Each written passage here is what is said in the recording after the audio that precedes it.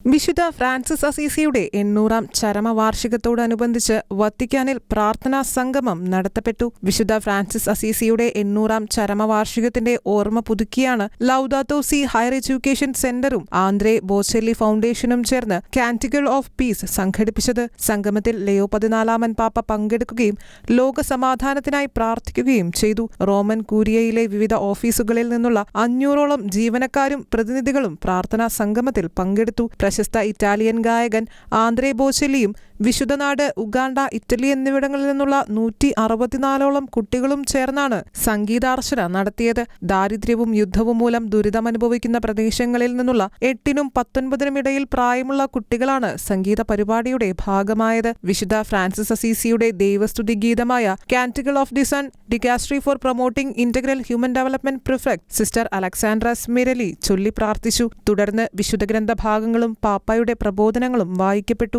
പരിപാടിയുടെ അവസാനത്തിൽ ബോച്ചെല്ലിയും കുട്ടികളും ചേർന്ന് അമേസിംഗ് ഗ്രേസ് എന്ന ഗാനം ആലപിക്കുകയും കുട്ടികൾ തങ്ങളുടെ രാജ്യങ്ങളിൽ നിന്നുള്ള ഉപഹാരങ്ങൾ ലിയോ 14 പാപ്പയ്ക്ക് കൈമാറുകയും ചെയ്തു. Church desk, ഷെഖൈന news.